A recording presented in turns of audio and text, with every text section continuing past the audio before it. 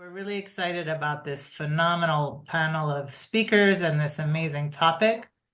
And I'm sure we're going to have a lot of people joining us as we proceed to this in-depth and vital conversation around the coffee supply chain and the European Deforestation Regulations and how to optimize for smallholder farmers what looks to be an overwhelming and daunting task of traceability and mapping farms across Africa and around the world. And so we have incredible experts from the field, buyers, exporters, coffee unions, farmer representatives, international trade experts, and financial sector experts with us today. I'm just going to give a couple minutes in case there's a few people still joining, maybe 90 seconds, because we don't want to delay and we'll get into this topic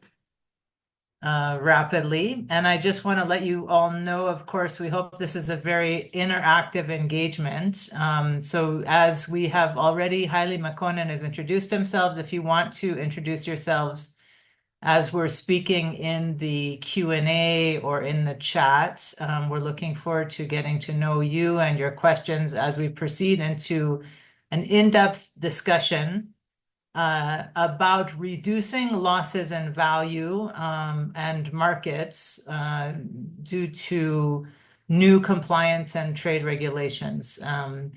And we're also very relieved, all of us, to have had an extension on the taking the EUDR deadline from what was going to be next month to a year from now. And so as we proceed, we'll talk about what seems like far away, but an imminent deadline of activity, which we hope out of this webinar will become a call to action, and a lot of people will share lessons learned and best practices and case studies from your experiences around the world. We also have some questions which we'll share and post in order to learn more about all of you and your readiness for the EUDR compliance, how ready you feel you are, how what your concerns are, and a few other questions where we'll put some polls up live so we can learn more about some of your thoughts and readiness and thinking about this. So we also are, for those of you who have really been kind of distant from all of this and are just getting up to speed, we'll talk about the EU changes and regulations which apply not just to coffee, but actually to imports of palm oil, imports of soy, imports of beef, as well as cocoa into the European Union. So today we're going to focus on coffee. Sorry about that interference. We'll talk about coffee as an example. And we hope that the changes in import regulations that Europe is picking up in the hopes to decrease the impact on climate change, which we're seeing from deforestation, not only from deforestation, but as you all know, climate change from many, many different sources. But food and agriculture globally have been considered to be contributing over 30% to climate change and to CO2 emissions. And so it's in that spirit that this regulation have been adopted and implemented by the EU, and we'll learn more about what that means for farmers around Africa in particular, because that's where we're focused, but this is impacting farmers around the world and importers into Europe who are also learning to accommodate for this. There are a lot of resources available, and we look forward to learning a lot from Mathieu Lamolle, who's joining us from ITC, who is our co-host with Pula Advisors on this event today, which is really phenomenal. And we're so pleased that the International Trade Center has agreed to share their learnings and their great work on developing a manual and a how-to guide to really understand these regulations coming up around deforestation. Again, We're welcoming all of you. It's really fantastic that all of you have been able to join us today, and will engage, I think, in a very dynamic engagement conversation. So I don't see the poll coming up. So why don't we kick off by going to you, Mathieu? Oh, here it is. This is the question. How ready are you? How ready do you feel? Do you feel that you understand EUDR and you're ready to implement against the EUDR requirements? Let us know if you're very prepared, somewhat prepared, not prepared at all, but you are working on it, or you have no idea. Any of the above. We'd love your input, your thoughts as we proceed with the presentations today. Oh, good. Here it is. So you can vote on your readiness. I don't think panelists can vote, though, so only participants. But we look forward to learning and hearing from all of you. So let's go straight over to you, Mathieu. Mathieu has been working for more than 15 years as a senior advisor in global supply chains, and we really are eager to learn, Mathieu, from your experience. Oops. Wonderful. Here's your presentation. It's been rebranded. You now work for Pula and ITC, so we're happy that you've been able to make that adjustment. Mathieu is going to present again his in-depth experience and all the work that ITC has been doing in support of readiness and preparations towards the EU deforestation regulations. So let me turn this over to you, Mathieu. Hopefully your presentation will come right up. For those of you who are speaking on the second panel, you can put off your videos if you want, or keep them on, and we'll go straight to Mathieu's presentation from here. And again, I want to welcome all of our participants, and if we could applaud Mathieu for taking the time. He's so busy getting many countries ready to be compliant, so that we're very grateful that you could take your time and be here. Thanks, Mathieu. Over to you. Most welcome. Thank you so much, Vanessa. Thank you for having me. Can I just confirm you can see my screen? Yeah. Yes, we do. We see your excellent. beautiful forest screen. Yeah. So yeah, it's a pleasure to be here. I'm going to be quite brief, like around 10 minutes max, and just want to share a few thoughts about indeed this kind of big change of this regulation on deforestation coming up very soon. A word about myself and the ITC. ITC, International Trade Center, is an agency of the United Nations. We are based in Geneva, Switzerland, 60 years of experience, and the key mandate of ITC is to help MSMEs, micro, small, medium-sized enterprises to be successful on international markets. And that includes smallholders, producers of coffee, cocoa, and all these commodities that you mentioned, Vanessa, that are in the scope of this EUDR. So why this EUDR came up with? Well, because deforestation is an issue, because the EU has developed their famous EU Green Deal. You may have heard of it, about being carbon neutral by 2050. And deforestation is definitely a driver of climate change. So fighting deforestation is basically a way to work on climate ambitions. Deforestation is a big problem. Every minute, it's accounted that about 5 football fields of forest disappear in the world. So we have an hour and a half of this webinar today. You can imagine how many football fields that represent. And so there is action that is needed. So where to start? And this is basically where the EU decided, let's work on the way we consume products that are either directly linked to deforestation or indirectly linked.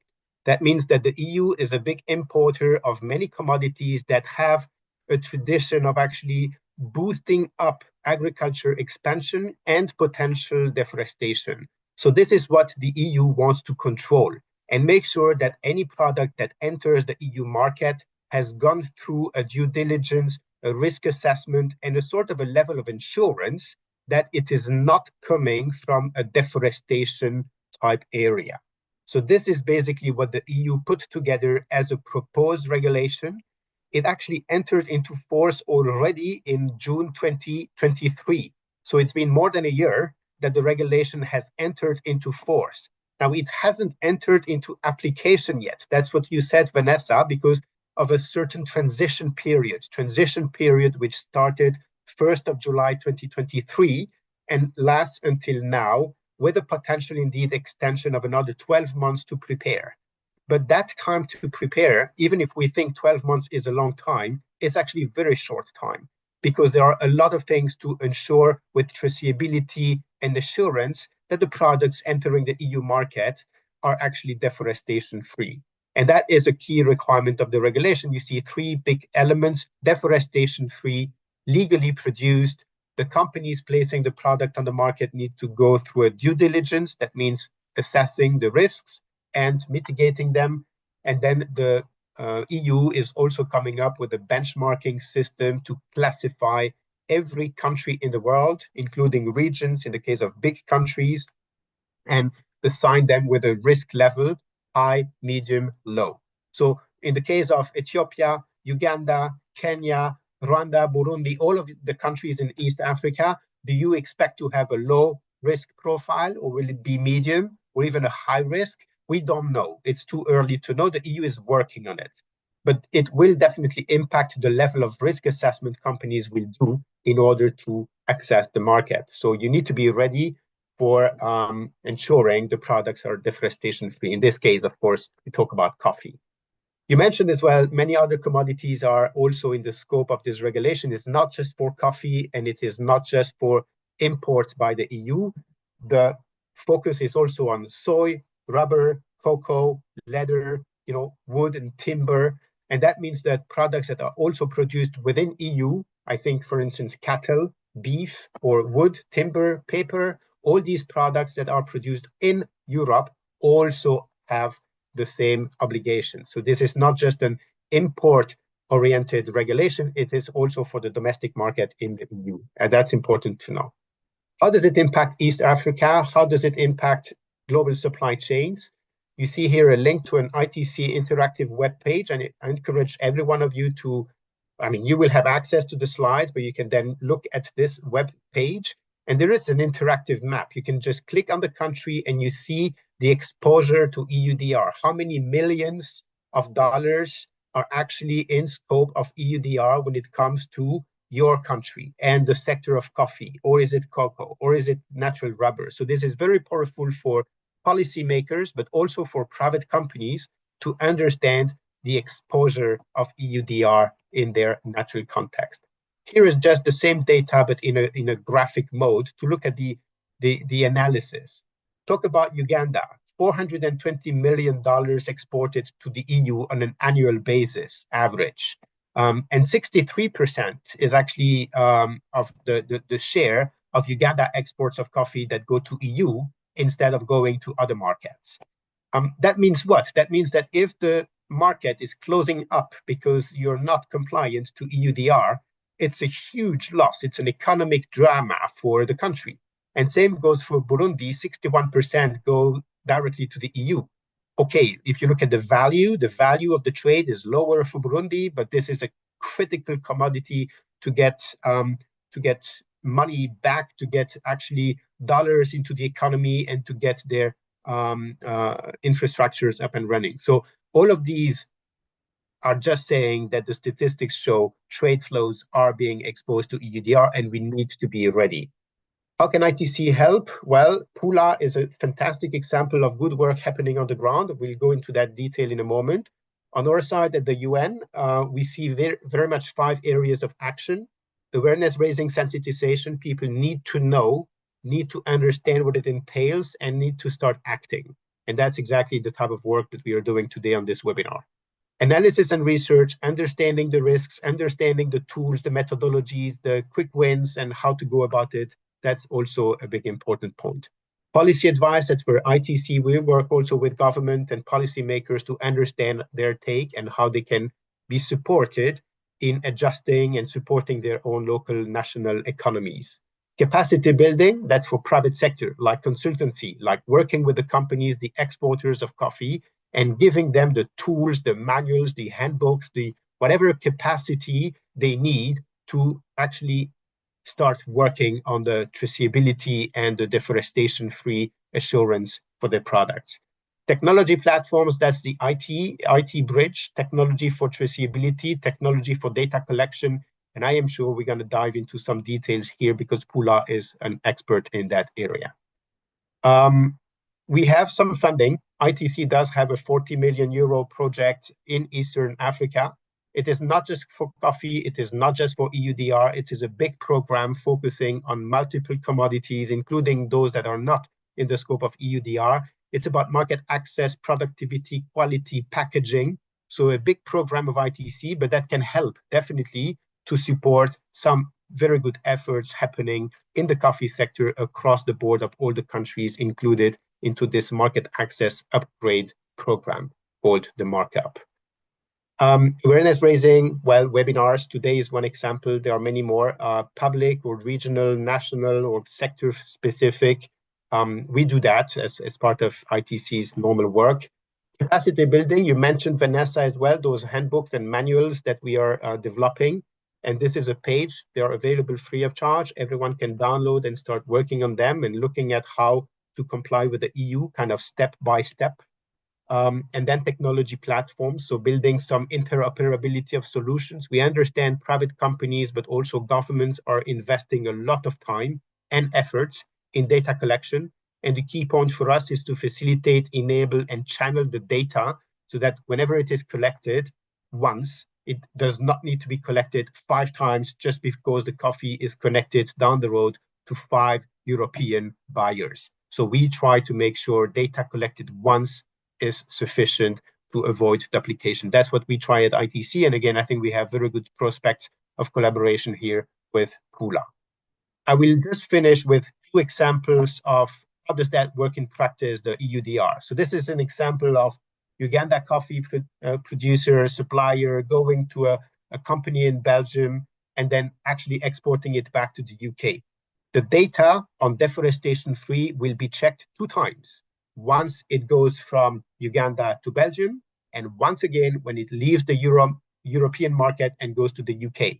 So all the traceability, the information with the origin of the coffee and the assurance it is deforestation free needs to be kept along the chain.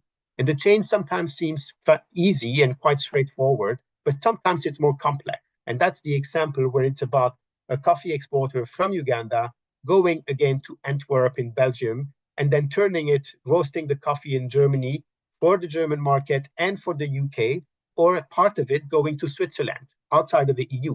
And that is also, of course, a big question. How will the coffee be impacted and traceability governed? So all of that you can find in the ITC handbooks, including a step-by-step understanding what's your role, what's your responsibility, what are your obligations, and then trying to manage. ITC, we're there to help. There are websites and resources available free of charge, sponsored by the United Nations and those programs like the markup. So we are there to help. And again, happy to answer questions. Thank you again for having me today and looking forward to the discussion. So Vanessa, back to you. Thanks again. I will stop sharing the screen so you can take back the control. Actually, before you stop sharing, Mathieu, can you go back to the second to last slide? You had a nice QR code there, but I don't know if everybody saw it in time to capture it. And there's a question online for you to also add the website reference, the slide before this one, yeah, which has the QR code.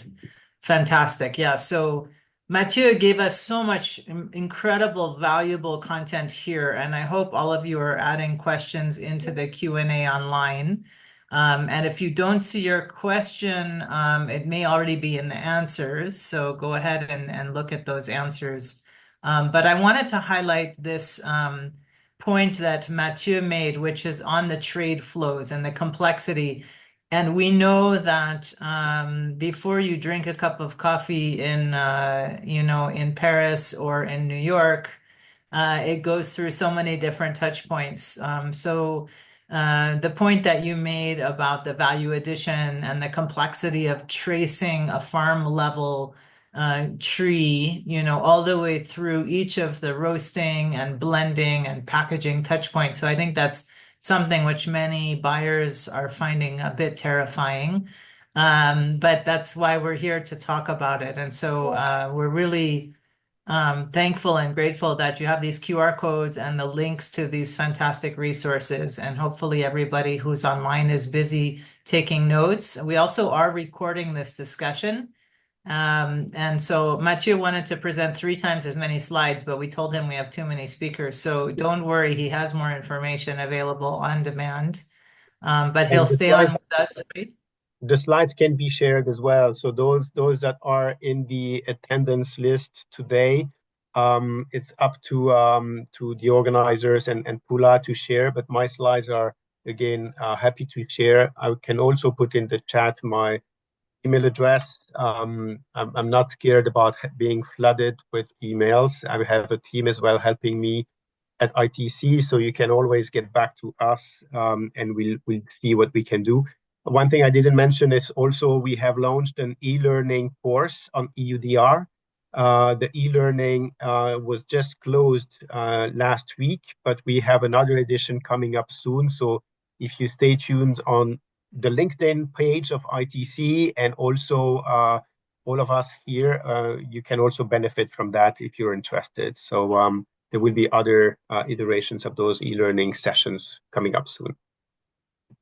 Thank you. That's really, really helpful. And again, International Trade Center has so many resources on standards and on trade flows, and really is a wealth of information.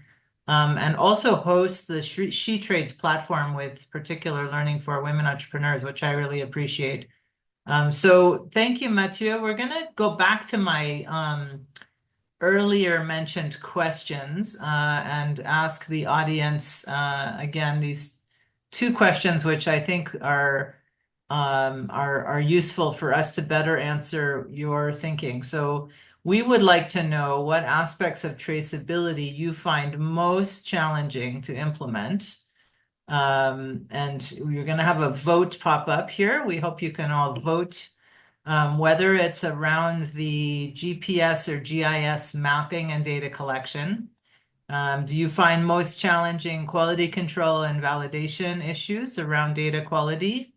Or are you more worried about stakeholder engagement with farmers, cooperatives, governments, or compliance with regulatory standards, or financial support for farmers or small businesses? So that's our question. Please go ahead and answer, and we'll pop up the results of that answer quickly here while we move to the next question. Let's see. Are we sharing the answers? I don't see it. I don't know. We're learning about technology, so maybe we're not sharing answers, just asking questions. Here it is. So this is the first question. What aspects are most challenging? So we have almost a 3-4-way tie. So well divided. Everything's challenging except the compliance, which seems to be the least challenging. So that's interesting, isn't it? Good to know. Good to know. And then we'll move on. I don't know if you got answers to the first questions, Pula team, where you could post those. Here it is. That's the same one. Okay, great. So we're happy to know that compliance and regulatory standards are not your biggest problem, and hopefully we can speak now more about this question of the GPS and GIS mapping, data collection, the quality control issues, stakeholder engagement, which I know is also very time-consuming for many people, and financial support, which is always a concern. Good. And there's a number of great questions, Mathieu, maybe some for you and some for the Pula team. So now we're going to go into the heart of the discussion, which is going to be presenting the Uganda case study for what's been happening in Uganda. Oh, no, we're going to start with Dagmawi's presentation, it looks like. Okay, great. So Dagmawi, why don't you kick us off? Dagmawi Asefa is a senior leader in the Pula team for East Africa and the country lead for Ethiopia, and has been also very active in the insurance work, which Pula does, which many of you know about and we're not focusing on today. So Dagmawi, why don't you kick us off with your presentation, and then we'll dive into the Uganda case study. Thank you very much, everyone, and good afternoon from Addis Ababa. Thank you for the introduction and for making time. So I think joining, I am not getting the control panel for the presentation. Maybe if you could pass it on to the next slide. Yeah, we're good. We can see the Pula overview slide. All right. So I think, as Vanessa rightfully mentioned, Pula is a technology company. We do help farmers adapt to climate change issues through various service offerings. One of the major things we've been doing for the past decade is offering smallholder farmers insurance services, but now beyond insurance, we do a data services offering in the business. We have built a credible partnership with governments, development partners, and investors to deliver the solutions across 19 markets, mostly to the smallholder farmers. Right now, we reach about 16 million farmers actively across East Africa and Asia mostly. Recently, the Bill and Melinda Gates Foundation and the IFC has invested in our business in the Series B fundraising round. But beyond those two, we work closely with UN agencies, including the WFP, UNDP, and also other bilateral and multilateral organizations. We work closely, very closely with governments. If you go to Zambia, for example, about 40% of the farmers in the market are currently using our insurance service. Work closely with the government of Ethiopia. About a year ago, we've launched one of the largest ever insurance program in the market across Tigray, Oromia, Amhara, and regions. We work with the government of Kenya, Nigeria, Uganda, and Tanzania, to mention some. Next slide, please.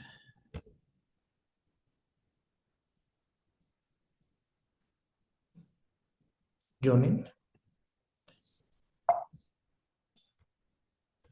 Yes.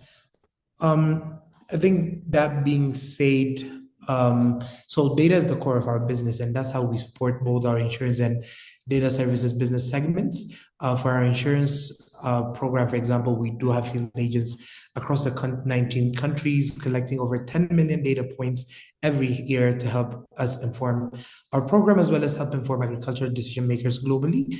And the unique value proposition comes from one is the geographic presence.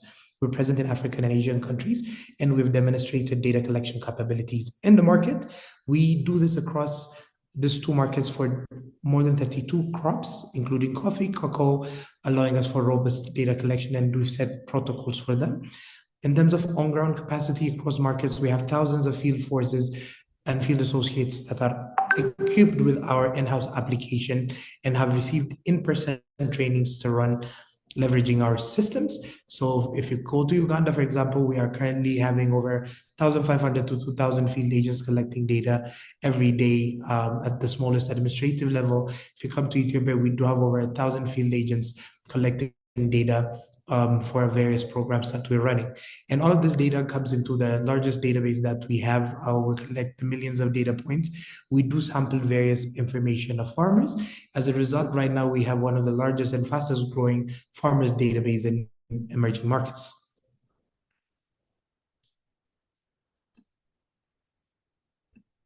So how we collect data and this strong capability to collect data comes from our in-house application called Mivuno. And as most of you know, to collect large-scale data, there are two main challenges. One is managing massive field forces, and now we're talking about thousands of them out there worldwide in Africa, even in East Africa. And also the data that they collect, we need to ensure that it comes of high quality standards. So Mivuno is developed in-house to address those two main issues associated with large-scale data collection. We have the mobile app where you see on the left side of the screen, which usually gets translated into local languages across markets where we have worked using the app and collected data. There's the client-facing dashboard. In the case of coffee, could be a cooperative, could be the coffee authority, could be the Ministry of Agriculture. Whoever the client is will have that dashboard, live dashboard. The Bill will talk about it a bit later. And on the right side is some pictures while we're collecting data in some parts of the world. And this application has generally adheres to the GDPR data protection policy of the EU that's been released in 2016, which is also really important in terms of complying with EUDR. As such, we've complied with GDPR since the past 4 years, and now we are using the same application to collect data for EUDR compliance across markets.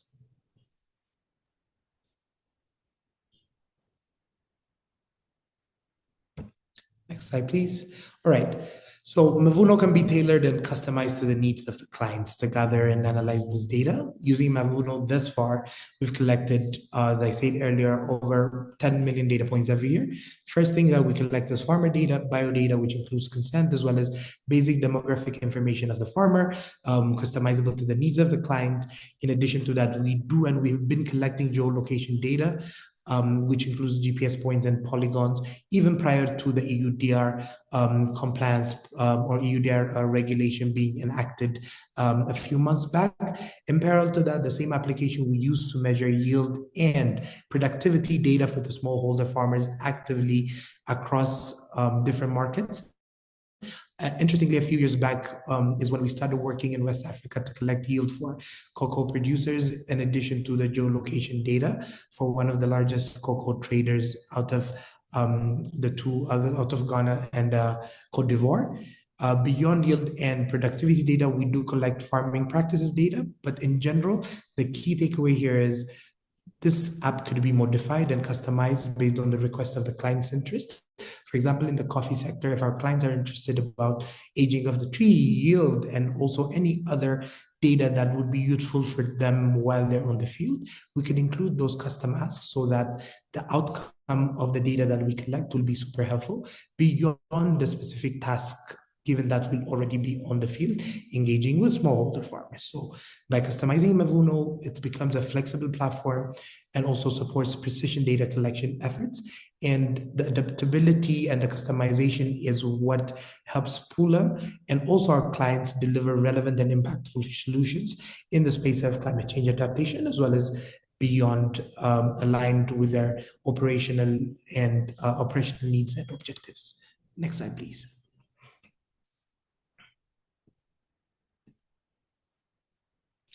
So Pula's in-house capabilities are now well aligned with EUDR requirements. We do support stakeholders in their compliance journey. And as most of us know, and as Matthew presented earlier, this compliance journey has 3 major steps. First one is collecting farmer geolocation and biodata. There should be a farmer biodata collection, basic information on legality, as well as child labor, as well as farmer identification should be collected. Those including land certification, and we do capture farm polygons for farms about 4 hectares, as well as GPS coordinates for those farms up to 6 digits for those farms less than 4 hectares. So all the data that would be collected from these farmers would be run through a risk assessment module to see if any of these coffee farms are associated with deforestation, so that a risk mitigation plan could be developed. That could be simple things such as integrating or keeping those coffee bags coming from those specific areas of deforestation into a different batch.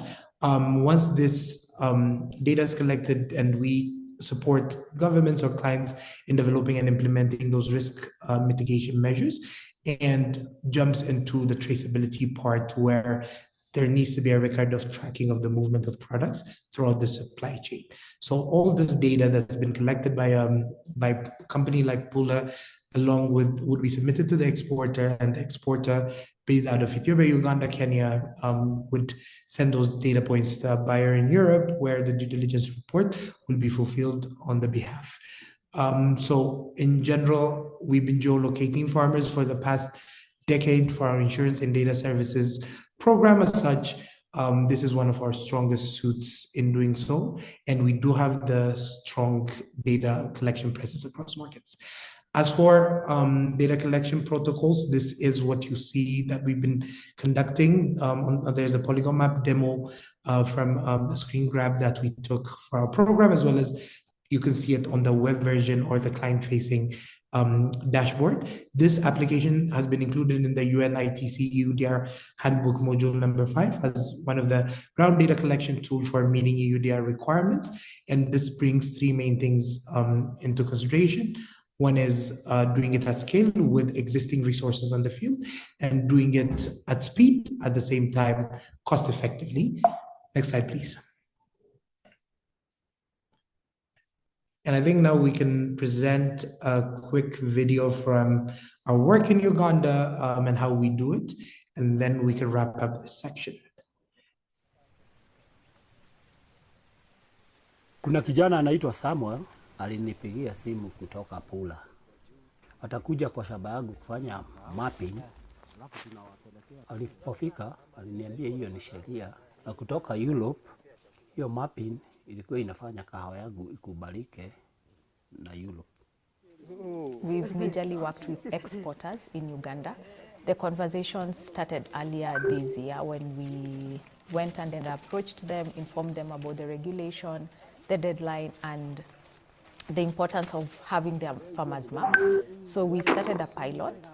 The first, when an enumerator or a field agent goes to the farm, they have to explain the regulation, what it's about, and why it is being done. Once the farmer has signed the consent, then we go and collect the demographics of the farmer, the name, the age, the size of the farm. The next step is to collect the polygon. So to show the field agent the boundaries of their farm. So once this process is complete, the data has to go through the data insights and analytics team. If this is not done, the exporters and anyone in the coffee value chain is not able to buy the coffee from the farmer. That means there is loss of income. To ensure that the data that is collected from the field is of high quality, we have over 150 data quality checks across the 7 metrics. These are accuracy, completeness, timeliness, among others. So these checks enable us to ensure that the data is reliable and is able to align with the GDPR guidelines as dictated. We also ensure that the checks enable us to know the completeness of the information that we collect from the field. So this enables us to ensure there is uniqueness of the information that we're collecting, so records are not duplicated in any sort of way. Currently, we are mapping close to 20,000 farms. We are focusing on getting 2 million farmers. Collection of this data is actually done at ground level. Between Kenya, Uganda, we have been able to employ close to 2,500 locals. Our plan long term is not just to focus on the East African market. We are planning to go across the African segment because EUDR, it's a global requirement. If we do not help our farmers to comply, then we're going to lose out quite huge.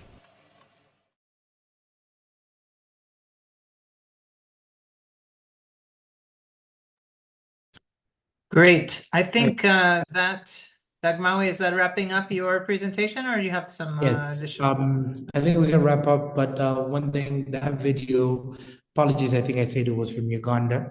It's from Kenya. And as that video mentioned, this last slide basically talks about the data quality checks and system integration that our systems have. We've developed various automated data quality checks that's been mentioned, as well as our systems can integrate into various client servers and systems to, in terms of KML, CSV, also an API integration to ensure that this could be taken to all different levels in terms of fulfilling EUDR compliance. That's it from my end for today. But thank you for joining. And if there are any questions, feel free to drop them in the chat box, as well as later in the session. Thanks so much, Dagmawi. And there are, for those of you who have been checking, there's a very interesting series of questions and answers already, underscoring some of the links to the websites which Mathieu referenced. Some questions also about access to directories and resources, about how to find compliant exporters. So please don't hesitate to continue to engage. And there are a number of people sharing contacts as well. So if you're sharing your contacts, please know we can all see them. Okay, great. Now we get to an even deeper dive in the case study for Uganda. And so we're very pleased to be able to first ask you all, how much of Ugandan coffee, here we go, do you think is exported every year to the EU? So we are looking to see how much you know about Uganda coffee exports. Whoops, with a missing E, it's cafe. It's a different spin on the coffee exports to the EU. All right, let's see. Are you voting? 40, 50, 60, 70%. Let's see what it is. Rolling the drum roll. Let's see the answers. And the answers are, ooh, we have such a smart group, 60+%. I believe that is correct. Who has the actual answer? I think that is correct, right? Ivan's nodding his head, so that's good. 60+% of Ugandan coffee is currently exported to the EU. Thanks for nodding, Ivan. I was going to have to, venture myself at risk here. Now we're going to hear from Nabil Yan Mohammed, who is the Vice President of Pula Advisors Global Field Operations. He's been with Pula nearly 5 years. So I think he can tell us about the real true story on the ground. What's really happening? How does it work? Nabil, please educate us. We're really eager to understand your experience on how Uganda bypassed Kenya and Ethiopia, by the way, for those of you who are competitive, in terms of EUDR readiness for the coffee sector. So let's hear it. And then when Nabil's presentation is finished, we will hear directly from Gerald Kialo, who is an agronomist and an expert from the Directorate of Development Services at Uganda Coffee Development Authority. So over to you, please, Nabil. Thank you, Vanessa. So to get started, I thought it'd be a good idea to just go through the overview of Uganda's coffee industry. If you don't already know, coffee is a key contributor to the Uganda's economy. The market year 2024-25 projected production was around 6.9 million 60-kilogram bags. Robusta is the major variety being produced in Uganda, accounting for 63%. Arabica is for 37%. There's an anticipated increase of 1.4% in the market year 2024-25 in production. And the growth is actually driven by improved crop management and yields, and basically a lot of sensitization that happens with UCDA and the extension agents on the field, right? And the export markets, as mentioned earlier, EU is the majority of the market where Ugandan coffee goes to, the US, Morocco, and India. Europe remains the main destination with 64% to 67% of the exports. The top markets are Italy, India, Sudan, and Germany. And Italy is one of the major import destination for Ugandan coffee. So the domestic consumption is growing, and it's actually very for those of you who come to Kampala and love Endiro coffee, you know what we're talking about. That the consumption is grown by 1.52%, and estimated around 330,000 bags are actually consumed locally. And this is actually driven by UCDA's active promotion efforts and to have a local coffee culture.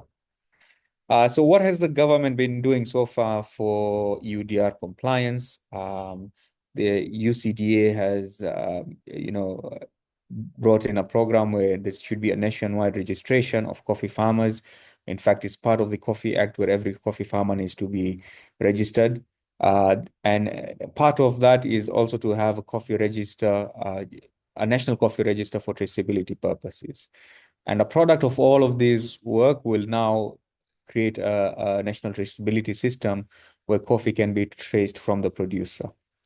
The financial and structural support, 13.9 billion has been allocated for compliance by the government from UCDA, and the funds are supposed to help, registration. These are your GPS data collection and basically setting up the national traceability system. So UCDA works very closely with the private sector and development partners. And one of them is ABI. ABI has allocated around 16 billion Uganda shillings to aid UCDA for farmer registration purposes. And the funds basically will support on collecting the geolocation of 1 million coffee farmers. So what have we done as Pula in Uganda, and where did we start? So when we started in May of 2024, and we approached a few top exporters in Uganda. And that pilot allowed us to map coffee farms in 25 districts, and you can see the map on the left below. And so that was the start of our journey. We were supposed to collect data for 60,000 farmers, and we were delivering a comprehensive solution for exporters, cooperatives, and traders, right? And these are the three key stakeholders in the coffee ecosystem. The initial pilot aimed to secure investments of more than 300 million. Because if you look at the coffee export values between May, June, and July, those are usually the highest, right? And so those are where we made sure that we actually collected these data points to assist these exporters to be at least EUDR compliant.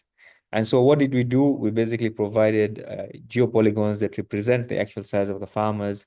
The farmer biodata was collected so that a farmer can be traced, and basically phone number and the agronomic practices of the farmer. So a lot of CS3D questions were being asked in terms of pesticide use, child labor, land rights, and local indigenous rights. So we're focusing on sustainability and legality. I think those are the two key things that EUDR requires.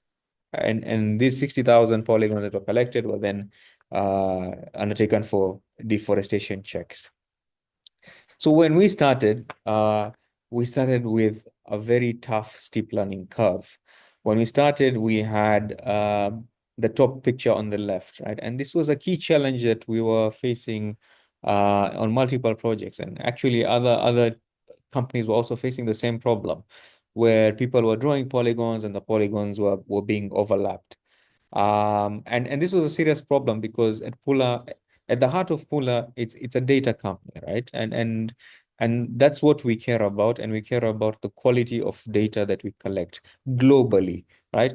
And for whatever purpose it is, whether that's for UDR, for insurance, that's what we really care about, is that when we're collecting something, it has to be of top quality.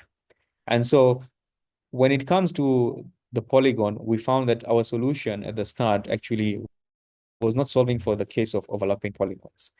And so what happened was when a field agent goes to the field and starts to map a plot, he would not have any reference to where he mapped a previous plot. So what he would do is, because these coffee farms are so close to each other, they would actually draw a polygon over the previous polygons that they've drawn. And this is a very common issue in different countries. It's a very common problem for these particular projects, right? So we started thinking, how do we solve for it? Like, one way is to hire maybe 100 or 200 data analysts to clean these polygons. Like that would be one way. But was that the most efficient way? We didn't think so. So what we did is a very simple and elegant solution. It was like, what if the field agent could see what he's already mapped previously? And that was the first step, so that when he draws the first polygon, it's grayed out, so he can't really draw on top of it. That was the first solution. But then we thought deeper. It was like, okay, we have, let's say one field agent maps this plot in one parish of Uganda. But what if there are 3 or 4 agents that want to plot polygons in that same parish? So this is what we call global overlapping for polygons, right? And so basically all polygons mapped in the Pula database now are shown on the Mavuno app, right? And so a field agent would know if a farm is already mapped or not and would not be drawing on top of it. So basically, the global overlapping polygon has now been included in the app, and that brings you to the bottom picture where you see how now the polygons have changed in terms of quality. So all polygons captured by Pula are displayed on the app. So as I mentioned, and they cannot draw on top of it. The margin of error. So one of the issues that we saw was that when we asked the farmer, how much, what is the acreage of your farm? And the farmer would say, hey, probably it's 1 acre or 2 acre. But then ultimately, when you map the polygon, you find that, okay, it's just 0.5 acres, right? And so we saw like a huge discrepancy between what the farmer was claiming and versus what the polygon was actually showing. So the margin of error on acreage has been included now. So such that if a farmer says he has 1 acre, we basically validate that with the size of the polygon and only allow a 20% error margin. And that allows us to have quite a bit of accuracy on the size of the acreage. Because remember, the acreage is actually it's actually one of the sources of production. So that's the case. And as you've seen in the video where we have 100% of checks that are done on the server and they're automated, we had a really steep learning curve on what exporters are looking for, what the coffee industry is looking for in terms of certification of their coffee. And so we had to automate these checks and make sure that we're running very efficiently. Now, one of the things for traceability is that when we register farms now, we go to the farmer and give them a farmer card, right? And that farmer card has a unique identifier for them, such that whenever someone wants to go and buy coffee from them, they should demand that farmer card, right? And that farmer card will have a farmer number, and using that farmer number, we are able to trace the polygon of that farmer that's been registered. So a unique identifier has been generated on registration. So as soon as a field agent goes to register this farmer, a unique identifier is given and it's registered on his farmer card. The other thing we've also tried to improve on the app and for the users in Uganda is that they can actually see the performance of our field agents on the field. And I'll show you what that looks like in the next few slides.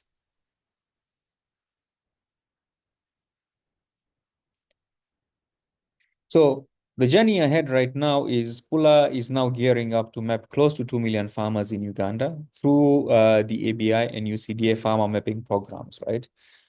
So we have undertaken a huge task at a national level that has huge implications on the economy. And the idea here is to map these farmers to ensure that their coffee actually gets to Europe. Now, in this process, we had to hire quite a few people, like quite a few agents, quite a few supervisors, regional managers, national coordinators, data analysts that will look at this data and make sure that it's of great quality and acceptable quality. In the process, we've managed to create, as all the stakeholders involved, 4,000 jobs have been created, where 100% are local youths. 100% of the field agents, the supervisors, the regional managers, coordinators, they are all local youth, and 20% of them are women. And so this is what we at Pula and ABI and UCDA have been working very hard for, is that impact needs to have a trickle-down effect in the economy. Next slide. So this is the dashboard we're talking about. And this was the dashboard as at this morning. We started the National Data Collection Program 2 weeks ago. And we are now have a target of around 1 million farms, roughly 912,000. And out of them, we've already mapped 100,000 in the past 2 weeks. So this is basically going to show that we are really moving rapidly in Uganda. And this cannot be done without the support of ABI and UCDA. because they have helped with the funding, they've helped with the guidance, they've helped with sensitization on the field. All of these stakeholders have to come together for this to be possible. And so this is what the results are for this working together as consortiums and stakeholders. Next slide.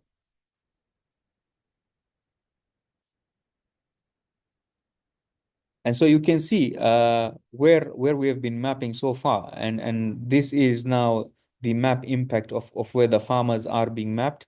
The darker the blue is where we have collected more farmers. And wherever it's blue shows you where the farmers have been mapped.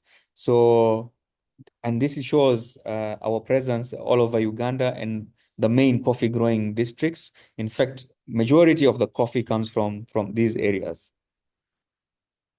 Next. Yeah, and we can also get the variety of these products basically by the click of a button. We can tell you where the Robusta are, where the Arabica is, where there are mixed distributions. And this is basically, at the moment, the way it's being collected is it's updating in real time, right? Because this is where we are seeing the acreage of the coffee farmers coming in. So these are the variety or the Robusta growing areas. And these are, in blue is where you have Arabica, in green is where you have Robusta, and in brownish or beige is where you have the mixed varieties.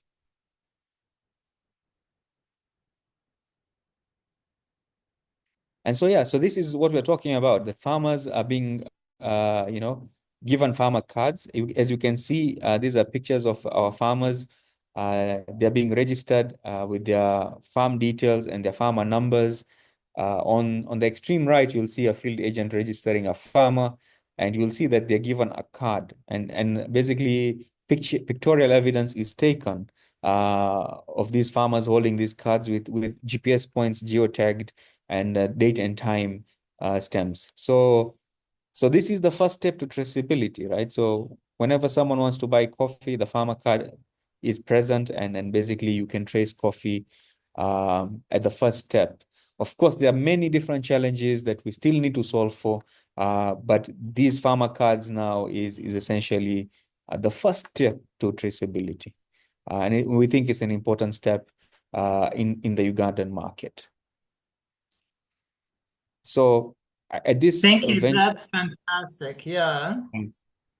Great. Thank you. No, I'm sure there are so many questions, and this is such a vibrant experience. Thank you for sharing real data with us, and those data geeks online will be very excited to see the farmer cards. In fact, I was zooming in to see who it was. So that's really, really exciting. And all of us hope that farmers are going to be the real beneficiaries long term out of this traceability. So that's really what we want to be able to see.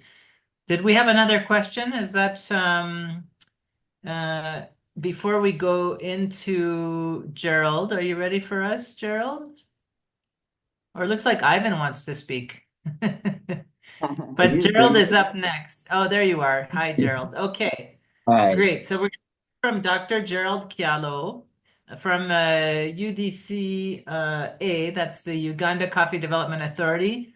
Gerald, as I mentioned to those in our chat, we're running behind schedule, and we're so grateful that all of you who are online with us are still with us. We said we'd end at 5:30, so we have your presentation and then a super dynamic panel following your presentation. So we look forward to learning from your great experience, Gerald. Okay. Thank you so much. Hello, everyone. My name is Gerard Chalo. I work with UCDA, the Uganda Coffee Development Authority, as the Director Development Services. I don't have a presentation per se, but I'm going to share experience with what we have done with Pula as of now. Of course, previous speakers have talked about EUDR, compliance, and how important the European market is for Uganda Actually, to your other question, to be specific, in financial year 2023-24, Uganda exported 66% of its coffee to the European Union. So that is how important that market is to us. Of course, as far as traceability is concerned, we were just taken by surprise. What was so critical is before that we had already initiated the geospatial M&E system. This system was put in place for farmer registration, but also for provision of extension services. So even before EUDR came, we already had a system in place for farmer registration. And for us, this was a big plus because we were not beginning from zero. And working with ITC as well, we have put together what we call the accompanying measures for CF3D and EUDR. And this helped us to put together the budget we like, or rather the budget we would need to make sure that we are EUDR compliant. And we have also put in place the EUDR task force in Uganda. This is a task force led by private sector, but co-chaired by UCDA as well. And this is where ABI has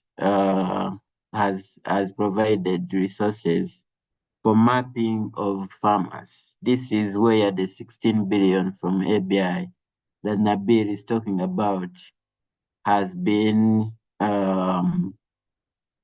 routed through the consortium.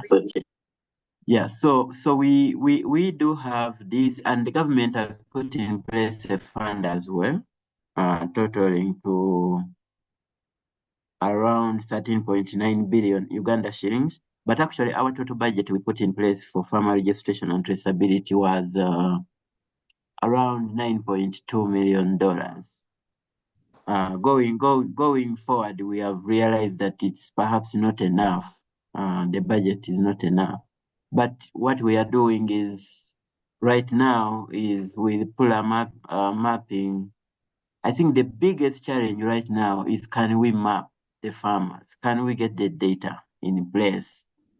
When we have these polygons and farmer data, we can now think about how best to use this data to achieve compliance. And as you are all aware, having data is the most important precursor to traceability. You can't talk about traceability when you don't have data. So this is extremely important for us. And so far, it's only Pula that is providing this service. We expect them maybe by end of January or February to have mapped around between 1.8 million farms and 2 million. And when we have this data, we are almost sure that we shall achieve compliance. The Ugandan coffee sector is quite complex, with over 80% smallholder farmers. And I think that's what makes traceability very difficult.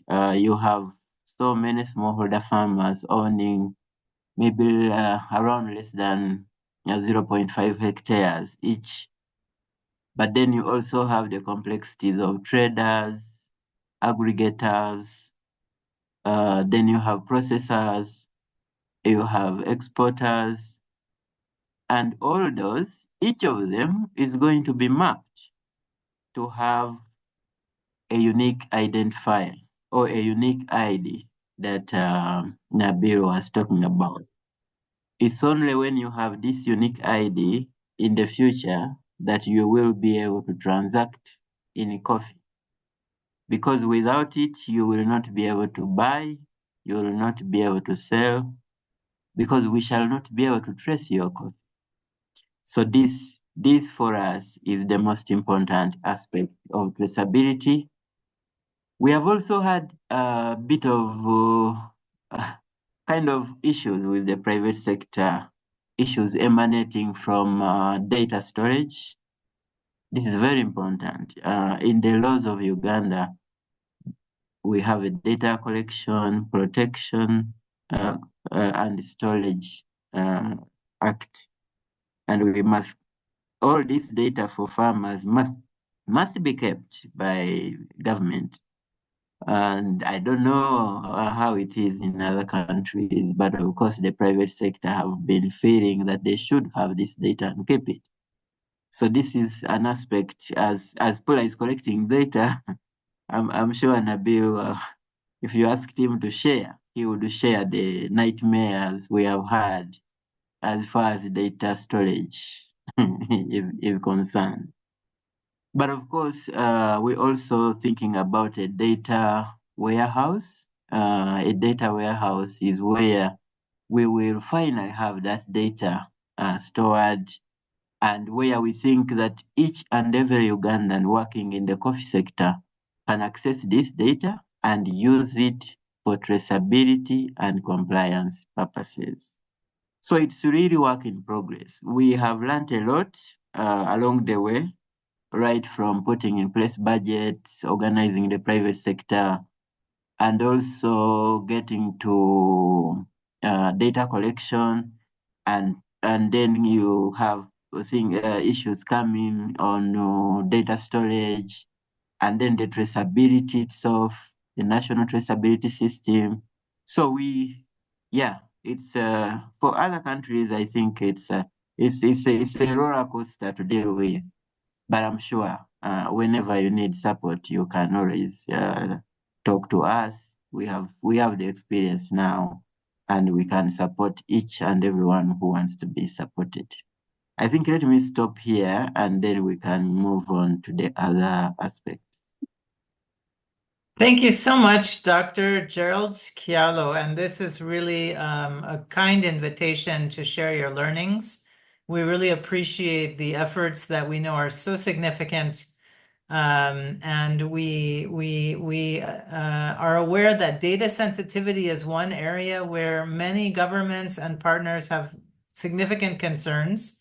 We have some interesting questions now from a very, very dynamic experienced panel. But first, going to one audience question, what support would be most useful for you in preparation for the EUDR compliance challenge? So just take a quick vote here. Are you mostly looking for funding and financial assistance? Do you who are online have access to traceability technology, or you need access rather? Are you more worried about farmer training and engagement? Are you looking for partnerships with government? And do you have access to expert advisory services? So please, audience, let us hear from you. Vote here. And we've had also many questions in the Q&A, and you can look through the Q&A answers. Let's see who would like more support in which area. Let's go to the answers now and see what the vote looks like.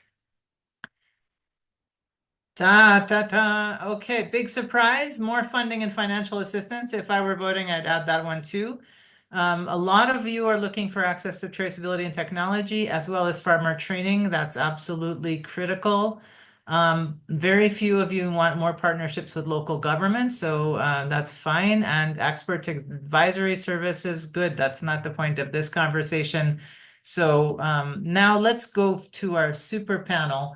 We would love to introduce Rose Goslinger, the dynamic founder, co-founder and president of Pula Advisors. So Rose, please, let's put your video back on. We also are very, very pleased to have Mitiku Bekele, who is the Deputy General Manager of the Oromia Coffee Union.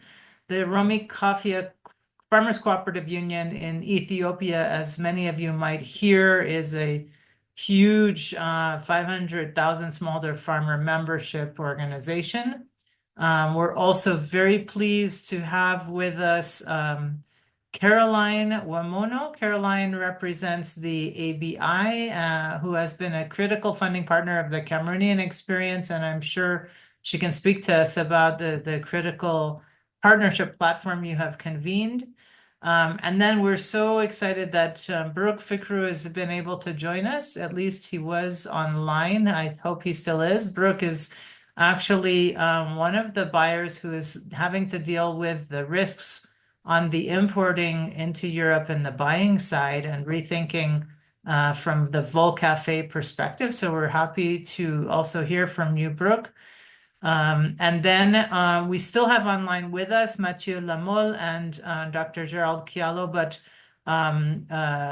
let's start with you, Rose. Let's hear from your experience as you have been driving the important transition to Pula being a data warehouse, as we just heard from the Uganda experience, and also employment for youth, and how cocoa and coffee have really been changing the way you've thought about Pula's business.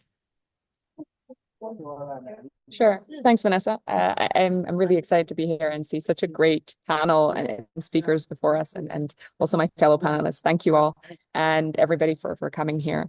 I think, as Pula has always relied, like our core of our business has always been data. I would say we started working on EUDR in the cocoa sector about 2.5, nearly 3 years ago, mostly in Cote d'Ivoire and Ghana. So and we were about to expand to Cameroon. So I was super excited to see some people in the chat talking about Cameroon and cocoa and not just about coffee. I would say that we had to deal with a lot of the different issues that came up around data and basically collecting high quality data. And I remember some really tough conversations that Nabil and I had about 1.5 years ago. When you have to collect large swaths and large quantities of data, I would say it's quite easy to start if you have like 30, if you're collecting 30 farms, you can, have a couple of guys running around. You can do all this on a spreadsheet. But all of a sudden, if you have to work on kind of national level scale across a couple of markets, you have a couple hundred youngsters running around. As Nabil said, we create thousands of jobs currently. Most of these people are youth. Many of them are women. And you have all these people who actually they can use their smartphone, but in the way that they can use their feature phone. And so you have a lot of, data quality control issues, and you have them at scale very quickly. And I would say we've had to kind of build a very strong system of automated data checks. Our data checks are not something that, somebody is like manually kind of putting them in. The scale of which we're collecting data requires this automated level of data checks. But I think we've always been very well positioned for that. If you think about this, our background in insurance has always meant that we need to keep two parties happy, and therefore we need to be extremely objective and extremely impartial. Insurance requires, like the data that we collect for insurance requires that, we might have to pay out to farmers. Insurance companies need to agree to that. They need to agree to a $30-40 million payout. Insurers don't just agree to paying $30-40 million, right? Here in this case, we are collecting data to ensure $300 million worth of coffee exports. This is, it's a high stakes game, so to speak. And we're very used to playing these kind of high stakes games because, effectively in everything that we have done so far, data quality standards and impartiality and objectivity have been core to what we're doing. And I think Nabil's team has done an incredible job in taking this business model from like collecting really high quality data for insurance to really high quality and impartial data that is objective, right, to the cocoa and the coffee sector. And so I think it's been, I would say, it's been hard transitions. I love these kind of like before after pictures where, there's one, I think in the beginning, like we had polygons that were going across, the Atlantic to Brazil, right? So you see some funny things in the beginning, but like, look, I think with anything that you want to do well, everything is about execution. right? I think it's easy for lots of people to have ideas. I think at Pula, we're very much less talk, more action, let's execute, right? So I'm very proud of the team in making that transition and really building the systems and, and teams on the ground to really move fast. I think there was never anybody who could imagine doing 20,000 farms a day, but this is kind of what they're doing. They started a week ago and we've done 100,000 farms. I've heard people talk about, oh yeah, we over the last year, we mapped 20,000 farms. And I kind of smile and say, okay, well, that's great. But this is a huge problem, right? The EUDR is going to affect millions of farmers in Ethiopia, millions of farmers in Kenya and Tanzania. So you have to think about how are we going to solve these problems at scale and at high quality, because each of these markets is $300, $400, $500 million worth of exports. This is not something you want to kid around with. Anyway, that's my kind of answer to your question. I think this is it's all about, I'd say, quality and building the execution team around it. Back to you, Vanessa. We can hear your passion and your excitement and your pride for your team, and definitely cutting edge stuff here. So speaking of farmers, we want to hear from you, Matuku, but before we go there, let's talk to the buying side. Brooke, just give us a little bit of a snapshot. Brooke Fikru, you've been seeing the looming compliance requirements for a while coming now. What does it mean if you're on the importer on the European side of this equation? Give us just a sense of what are some of the discussions and the expectations, the opportunities and the risks from the European importer perspective. Thanks, Vanessa. For us as buyers, the key message is compliance is mandatory, or else the penalties are stiff, very serious penalties. So my focus is Ethiopia, and my worry is that this message hasn't clearly come through with the supply chain actors in Ethiopia. We do need to have exporters, unions, producing groups comply, but whatever systems are put in place to make sure compliance is achieved would need to work for the buyers, because the buyers are the ones that are facing penalties. And so it would be prudent for value chain actors in Ethiopia to involve the buyer partners, the importing, operating partners, in the solutioning process from day one. What I've seen from Pula is quite impressive from a sort of process technology point of view. But I think in Ethiopia, we have to take one step back, and before diving into sort of the solutioning process, we kind of need to have a common understanding of sort of what the division of labor needs to look like and who needs to get involved in the solution generation process. There's quite a lot happening in terms of efforts to suggest and implement and execute solutions. So Pula comes across as a very efficient organization, but whatever value Pula will generate, will need to be in a larger container where the context is fully understood, fully appreciated, and a collaborative environment is emerging for everyone's benefit, including for buyers. And I'm afraid that we're not there yet with Ethiopia. This postponement by 1 year is definitely a big opportunity, but getting the larger picture right, at least as far as creating a common understanding, is extremely critical before we jump off to suggest or execute solutions that we think will work here, just because they've worked somewhere else. So that's sort of my 2 cents on the topic for now. Thank you. So I'm sure some of you listening heard Brooke mention the penalties and the fines and the risk management requirements. the reticence to be too optimistic. I think it's really a reality check that this is a learning process, and everybody along the supply chain has had to learn. And in fact, Mituku, would you share with us a bit? Oromia Coffee Union, I know, has been in Ethiopia learning on the ground with your farmers and struggling to capture data, find resources.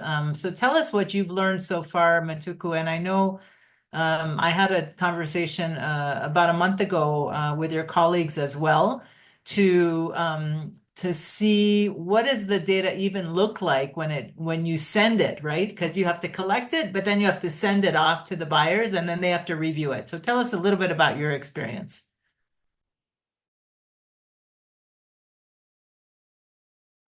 Your mic has to be unmuted. I can see that you're talking, but we can't hear you yet. There you go. Now it's good. Yeah, thank you. My name is Mteku. I'm Deputy General Manager of Oromia Coffee Farmers Cooperative Union. So I have as you have mentioned before, it is Oromia Coffee Farmers Cooperative Union is working in EUDR compliance. So in this EUDR compliance, as Oromia Coffee Farmers Cooperative Union is absolutely it is opportunity for cooperative union, as we have you know it. Why? Because it is transparency between the buyers and the farmers and the producers.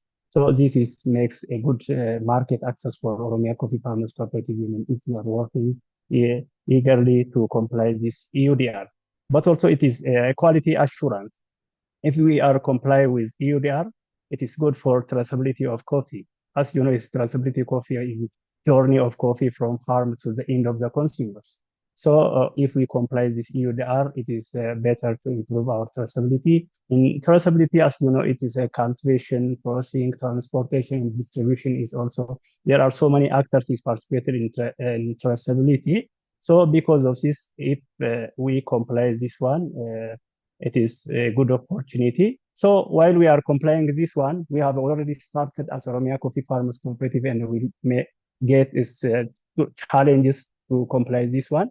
Now we mapped which type of coffee is more important for EU market.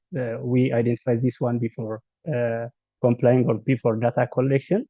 So we identify in, for example, in Guji, Jema, and the coffee type, which is more important to export from Oromia coffee to Europe market. Since the Oromia coffee market share in Europe market is 30% to 40% from total export of Oromia Coffee Farmers Cooperative. So we have already started, but there is a challenge while we are collecting this data. Let me focus on this one. Challenges of this traceability and EUDR data collection. The first one is there is fragmented coffee farm. Due to this fragmented coffee farm, it is less than 0.5 hectares. For example, one farmers have from one area 0.1 to 5, others 0.5. So while collecting this data, it's time taking and a resource finding other resources and the manpowers. Due to this, it is challenges for Oromia Coffee Farmers Cooperative. The other one is it needs high investments. Since we are more than 500,000 farmers, so it needs high investment. So it takes time for this one also. The other challenge is maybe resistance to change. In the farmers area, some of the farmers is resistant to change. So because of this, as Oromia Coffee Farmers Cooperative Union, we started from the early adopters, innovators of farmers. We start from then we want to expand to late adopters and laggard farmers. So now we are working with 30 primary cooperatives we identified and we started with. On this one, ITC support on this issue, and in technology solution is Edge Unity from Australia is also working with us. So whatever the challenge, we are working on this one to comply as Oromia Coffee. But also the other challenge may be data validation. The data validation and analysis is also the other problems, no skilled manpower, no experience on this issue. We collect data, but the analysis and data validations may be difficult to ITC support on this one. So the other problem is technology. For example, we are collecting data with Kobo tools. Kobo tools is whether it is comply with EUDR tools, whether it is accepted or not, we don't know for this one. So this is also the challenge. So what is the basic, the major solutions? Maybe my suggestion is continuous support. It needs continuous support in technology, in finance, in data analysis. It needs this one also. It needs one central data store. There is no one central data store. We have our data store here, but if someone is collect the same data from the same farmers, then maybe it is overlapping. This may be the problem in traceability of coffee. So it needs one data center as a country is my suggestion, and Oromia Coffee also discussing with our team this one. But also its time extension is still needed due to it is our members is very small scale and their farm is fragmented. Still it needs more time extension. So this is maybe the solution. The other one is capacity building must be done in training, awareness creation. This is used for those resistance and all sectors. It is needs from NGO, from Oromia Coffee, and so on. So thank you, Matuku. Thank you. Yeah. Okay. Matuku has given us a long list of work to do, actually. So data compliance, data validation, and avoiding excessive burden on the smallholder farmers. In fact, this is a very nice segue to you, Caroline. Caroline has been in Uganda trying to bring in and coordinate a partnership platform.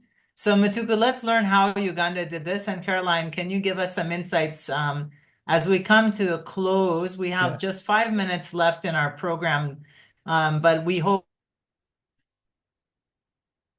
and I invite all of you who have spoken previously to put on your videos and any of the audience to ask any final questions while Caroline shares the platform partnership and collaboration engagement, which Uganda has been able to mobilize and lead the pack, I think, on traceability and transparency for coffee and preparedness for EUDR compliance.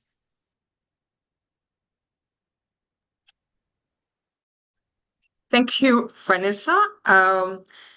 Just a quick one for ABI. I know time is fast spent. How does ABI get into this space? So we have been already intervening in the coffee value chain the last 14 years, supported by the Royal Danish Embassy and EU. So because of that, when the EUDR compliance came, this was of interest to the organization. So through UCDA, we were asked or requested to support the industry comply. And our support was basically threefold, but in alignment with the national action plan that is already in place, that Dr. Charles spoke to.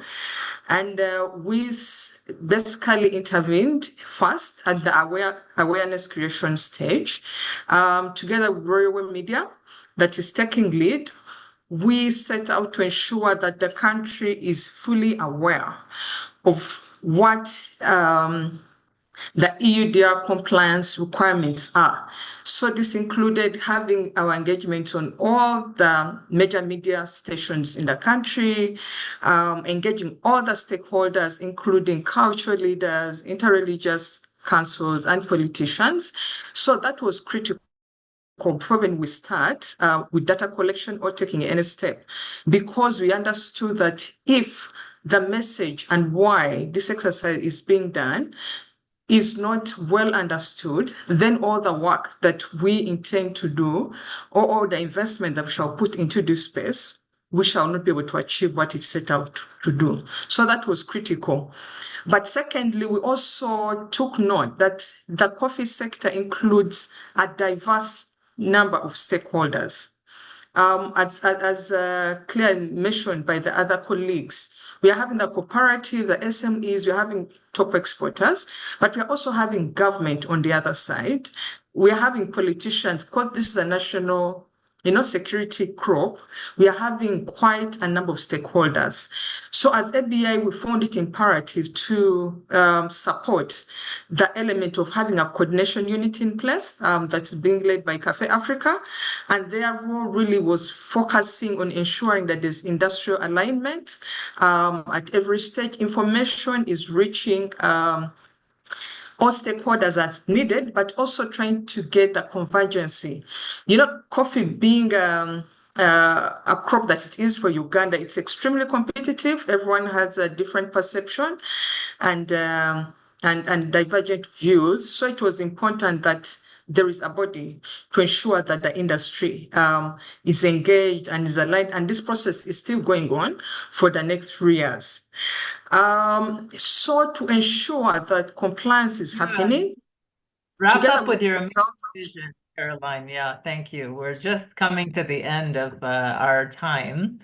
And we're starting to lose a few people. I'm just warning you because we're almost at 5:30, 5:29 and 30 seconds. And this is a very fast-moving conversation. So I just want, as you wrap up, to appreciate Dr. Kialo joining us and the team from Pula, Caroline from API, who has really led on the socialization, awareness raising. This is really important. I think what you said is critical, that people have to appreciate why they're doing this and what's so important.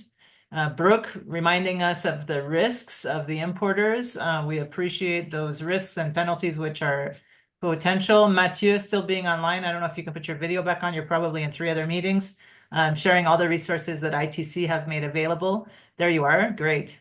And Dagmawi also probably in 3 other meetings. He's planning his follow-up conversations. But I also want to really appreciate all of the attendees. If you haven't had a look at the Q&A, there you are. There's really a dynamic discussion. How do we engage in Kenya? How do we avoid duplication?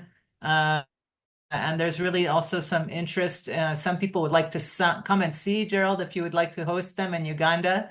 I'm sure Atomik Tuku and his team at Arome Coffee Union would love to learn more from what you've been doing in Uganda, as well as others in Ethiopia. And Mathieu, I was just with some of your colleagues in Ethiopia from ITC and UNIDO and other UN agencies, the UNDP, who are actively working and supporting the Ethiopia, Kenya, Tanzania, Uganda, and other global entities preparing. So again, thanks to all of our attendees, all of our speakers, all of the experts who supported these important topics. And this has been recorded. And so you can share it after the conversation, and all the resources will be made available on LinkedIn as well. So congratulations. Thank you to all of your hard work. And we hope that all the farmers that all of you are supporting are going to benefit from increased traceability, transparency, increased yields, and a lot more market access. Thank you so much. And have a wonderful afternoon.